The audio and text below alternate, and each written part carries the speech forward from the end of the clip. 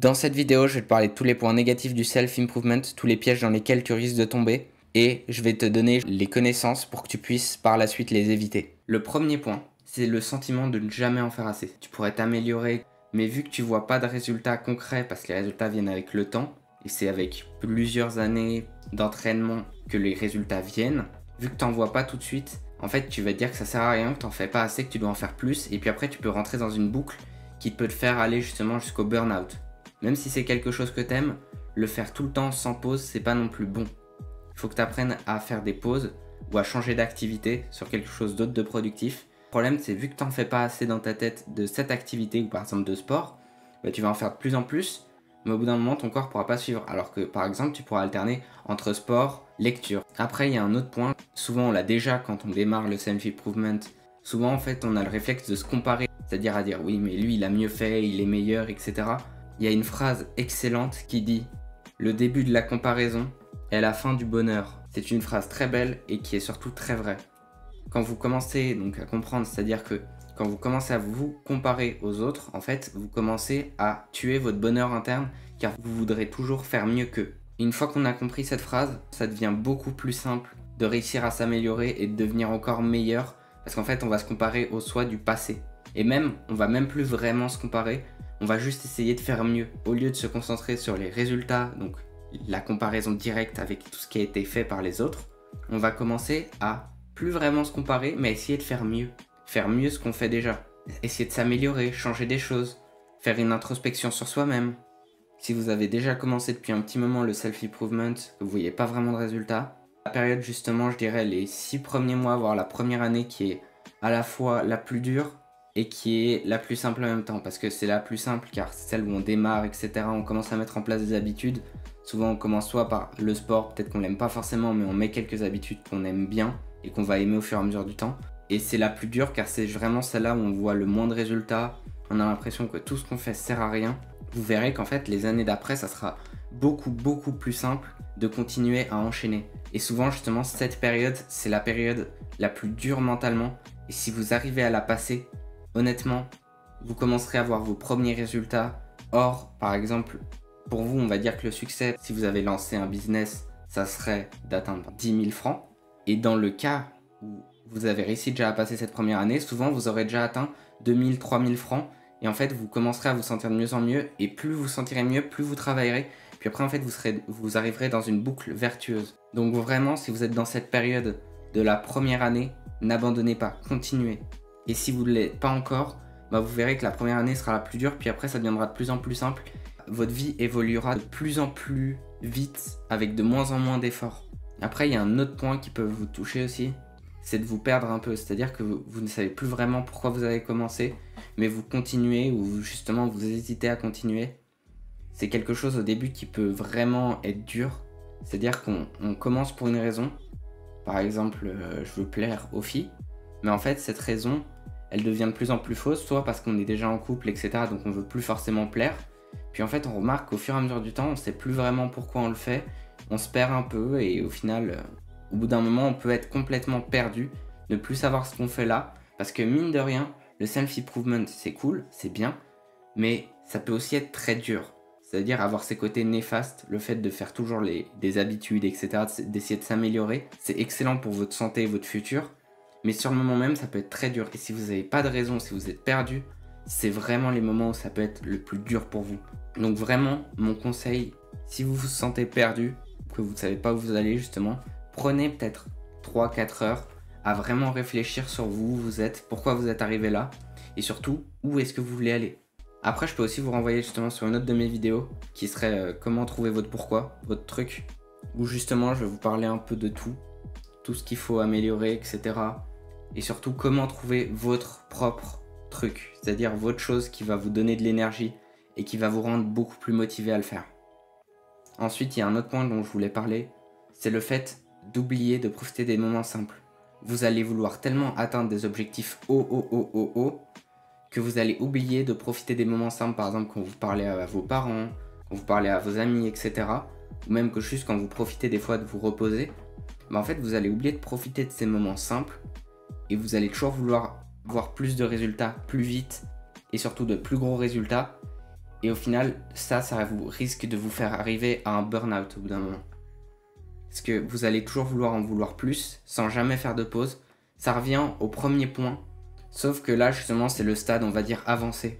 Aussi, si vous venez de commencer, il y a une période qui risque de vous arriver, c'est le moment de solitude. C'est-à-dire qu'avec cette mentalité, cette manière de penser, etc., vous risquez d'être seul au début. Parce que personne de vos proches vous comprend vraiment et vous risquez d'entrer dans un moment vraiment où vous êtes seul avec vos pensées et vous devez faire ce que vous voulez faire. C'est avec le temps, les résultats, par exemple si vous faites du sport, qui vont venir, que vous pourrez justement développer un nouveau cercle. Le but c'est pas d'enlever complètement l'ancien, parce que ça se trouve dans l'ancien vous avez des bonnes connaissances, des gens sur qui vous pouvez compter, mais c'est de aussi réussir à se séparer des gens avec qui vous ne voulez pas être. C'est-à-dire que vous pourrez choisir vos relations.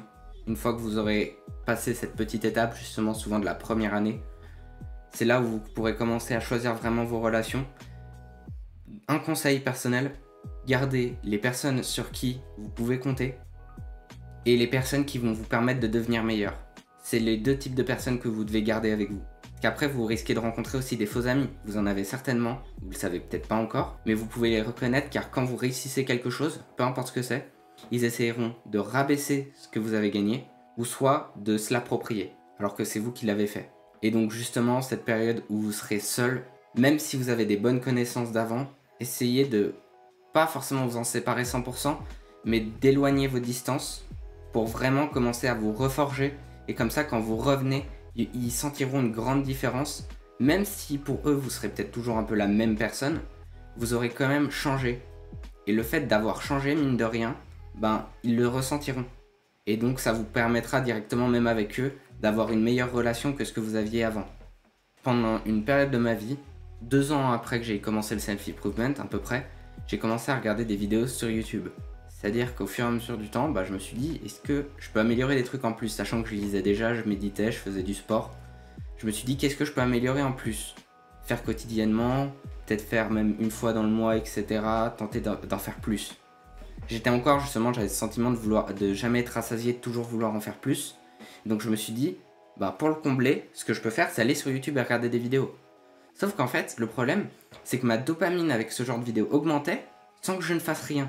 C'est-à-dire que je restais la même personne à la fin de la vidéo, parce qu'en soi, je n'avais rien noté. Ça, c'est le problème que beaucoup de gens font.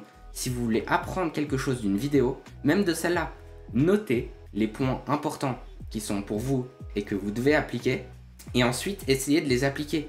Parce que c'est bien beau d'avoir toute la théorie, mais si vous ne l'essayez jamais, ça vous sert à rien de regarder toutes ces vidéos. Ça, c'est le problème que vous risquez de rencontrer si vous ne l'avez pas encore eu, c'est de se perdre pendant des heures sur YouTube à regarder des vidéos de self-improvement, etc. Alors qu'au final, vous n'apprenez pas grand-chose, vous avez eu un haut niveau de dopamine par rapport à ce que vous avez d'habitude, car vous travaillez, vous améliorez, et votre cerveau, en fait, n'a presque rien retenu. On va dire a retenu 30% des infos, mais n'applique 0. Donc c'est-à-dire que après, c'est par exemple, on va dire 4 heures de vidéo, vous en avez retenu peut-être une, et sur ces 1 heure, vous appliquez 0 minute de ce que vous avez appris. Et au final, avec le temps, vous risquez de l'oublier. Il y a certaines vidéos qui sont compliquées à appliquer. Par exemple, il y avait une vidéo quand j'avais un peu regardé, etc. Quand je m'étais mis à noter les vidéos que je regardais, prendre des notes, c'est qu'il y avait une vidéo, c'était un peu compliqué de prendre des notes, parce que c'est-à-dire que c'est des nouveaux concepts que j'ai compris, mais je peux pas vraiment les noter. C'était comment devenir plus social, avoir un meilleur cercle. Ce qui était vachement bien, ce qui m'a appris beaucoup de choses. C'est que je savais pas vraiment quoi noter parce que je pouvais rien améliorer tout de suite venant de cette vidéo, mais par contre elle m'a été très utile. Ça m'a permis d'éviter de m'inquiéter sur le côté social, etc. et que ça allait venir avec le temps. Ensuite, il y a un autre problème. Si vous essayez de rentrer dans le self-improvement, justement dans le mouvement du self-improvement, pour faire joli, pour faire comme les autres, ça va pas le faire les gars. Il y a un truc qu'il faut savoir, c'est que le self-improvement, c'est pas là pour être joli. C'est-à-dire que c'est une amélioration de soi. Et si vous voulez faire comme les autres, honnêtement, faites-le pas. C'est le meilleur conseil que je peux vous donner. Des moments compliqués, vous allez vivre certainement des choses dures au début, même par la suite. Ça sera jamais vraiment simple, parce que vous allez devoir réfléchir, vous améliorer, etc. Et ça sera peut-être des moments de réflexion durs avec vous-même, avec des proches. Donc si vous faites ça pour être à la mode, honnêtement, je vous conseille de ne pas le faire. Ça peut paraître dur, mais c'est vrai. Trouvez-vous une vraie raison de le faire, une raison personnelle qui vous demanderait de vous dépasser ou de devenir meilleur. C'est la meilleure chose à faire, honnêtement. Si vous souhaitez commencer le self-improvement, ne le démarrez pas parce que vous voulez faire comme les autres ou vous voulez faire comme vos amis. Commencez-le pour vous personnellement, que ça ait un intérêt personnel justement. À ce moment-là, si elle veut, elle peut commencer à aller dans le self-improvement plus en détail, mais elle n'est pas obligée parce que les autres le font. Elle n'est pas obligée. C'est ça qu'il faut comprendre. Vous êtes libre de le commencer ou pas, et si vous voulez le commencer, sachez que ça va être dur. C'est le message, je pense, le plus important de la vidéo. C'est ne le commencez pas ou ne le continuez pas si vous souhaitez pas réellement changer à l'intérieur. C'est-à-dire que si vous vous sentez bien comme vous êtes, ça se trouve c'est dans 3 ans que vous aurez un déclic, un réel déclic et que vous le sentirez. Comme ça, d'un seul coup, vous direz mais en fait, je peux commencer ça, je peux faire ça. Et ça se trouve, vous allez kiffer quelque chose que vous ne connaissez même pas et que si vous commencez aujourd'hui, vous n'allez jamais connaître. Donc vraiment, n'essayez pas de faire comme les autres, suivez votre propre chemin. Si c'est dans 2 ans que vous devrez le commencer, commencez-le dans 2 ans. Si vous sentez que c'est tout de suite, commencez-le tout de suite. Mais ne commencez pas pour ressembler aux autres. En tout cas, j'espère que la vidéo vous a aidé et que surtout vous avez noté les points importants de cette vidéo pour vous et que vous pourrez justement soit appliquer, soit comprendre ou en tout cas les mettre de côté pour quand ça risque de vous arriver. Au moins vous ne soyez pas surpris ou désespéré ou perdu. C'était Luc, ciao.